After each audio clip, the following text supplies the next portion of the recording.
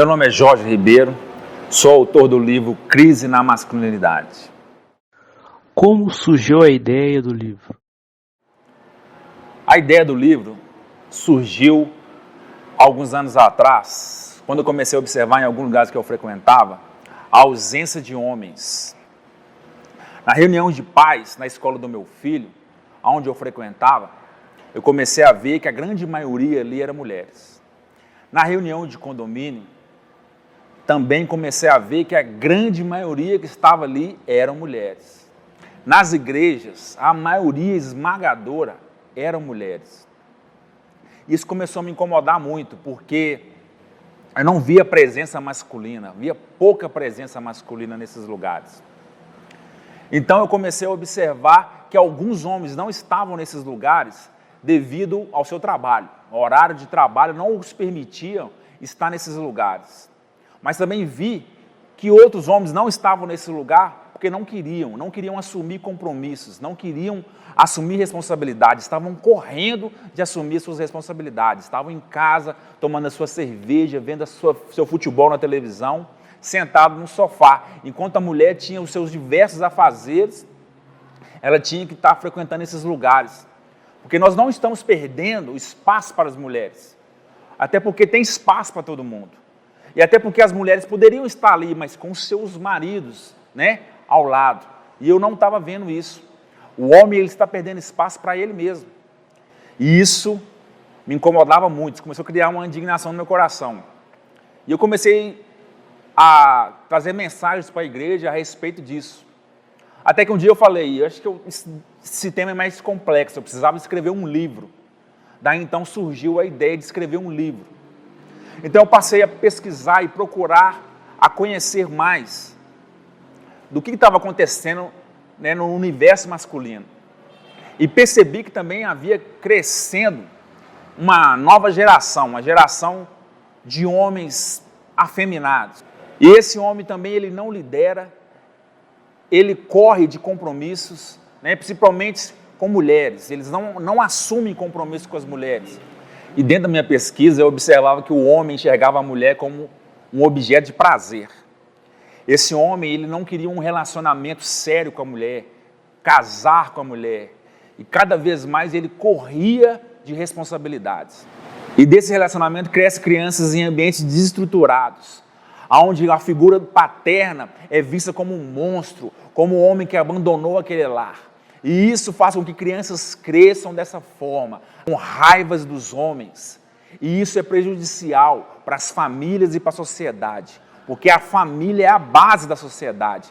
E quando o pilar dessa sociedade é afetado, que é o homem, ele faz com que todas as estruturas se afetem. Eles não lideram, eles estão acovardados devido ao aumento do feminismo.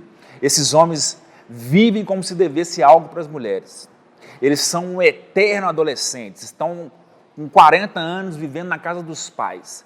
Esses homens são altamente prejudiciais, porque eles vivem presos nas suas cadeias emocionais, eles se tornam abusadores, eles estão depressivos, ele é extremamente vaidoso, ele é narcisista. Ele usa roupas extravagantes, roupas afeminadas. Os seus trejeitos são afeminados.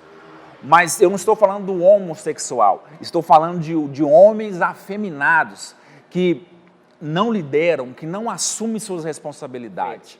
Hoje a família sofre grande influência das mídias, de diversas áreas, e faz com que a família está sendo atacada de forma violenta por culturas, por ideologias que afetam diretamente essa família. Como foi a execução do livro?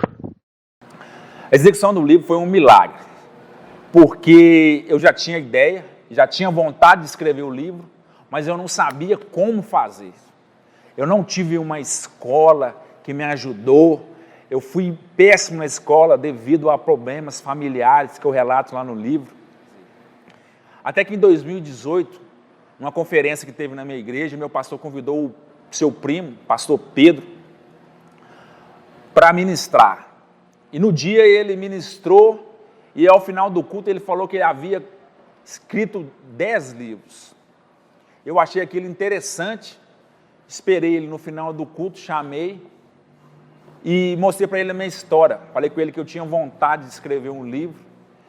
E ele, com muita humildade, ele logo já pegou, já se interessou no assunto e falou que ia me dar dicas sobre como escrever aquele livro, como colocar aquele livro no papel e que a editora faria o resto. E na mesma hora ele já pegou meu telefone, a gente começou a trocar mensagens pelo celular e passado já 2 semanas, ele já me mandou a capa do livro e já falou que a editora estava ansiosa para começar a produzir aquele livro. Mas eu falei com ele que ia escrever o livro, mas fiquei enrolando por algum tempo, nada de escrever. Veio 2019, também nada de escrever, e em 2020 coloquei uma meta que eu ia escrever esse livro. Então, quando eu cheguei em casa e comecei a escrever o livro, escrevi uma folha, mas eu tive bastante dificuldade, muita dificuldade. E eu não consegui passar de uma folha. Então, eu comecei a falar assim, isso não é para mim. Eu pensei em desistir, falei que não ia escrever mais, porque aquilo era muito difícil. Então, deixei para lá e fui fazer outras coisas. Certo dia, eu comecei a ler um livro que chama Invenções, e eu li aquele livro que ele me despertou. Aquele livro fala que nós somos filhos do Criador e que nós também devemos criar, que nós devíamos ter ideias. E com isso eu vim orando nessa direção de que eu queria uma ideia, eu queria muito uma ideia, até que um dia Deus falou comigo que já tinha me dado aquela ideia. A ideia era um livro. E eu fiquei assustado porque eu já tinha até esquecido do livro. Aí nessa hora eu liguei para o pastor Pedro e falei com ele, pastor, eu preciso de uma ajuda sua, porque Deus falou comigo aqui que a ideia que ele já me deu, eu já tenho uma ideia, e a ideia é escrever o livro. Então eu fui na casa dele, a gente começou a conversar, ele me explicou como é que eu deveria fazer com os temas, como é que eu deveria abordar cada tema, né, como é que eu deveria seguir uma linha de raciocínio. Então eu voltei para casa, eu estava de férias, e comecei a escrever. Comecei 8 horas da manhã, terminava meia-noite, acordava 10 horas no outro dia, escrevia, virava até as 4 horas da manhã no outro, e durante 20 dias eu escrevi o livro todo, e o enviei o pastor Pedro, que tem a editora, e que me abençoou com a edição do livro, e agora está prestes aí a ficar pronto, e em breve você vai ter aí ele disponível para desfrutar da crise na masculinidade. Qual o público-alvo do livro? O público-alvo do livro, apesar do livro falar de masculinidade, ele é tanto para homem quanto para mulheres.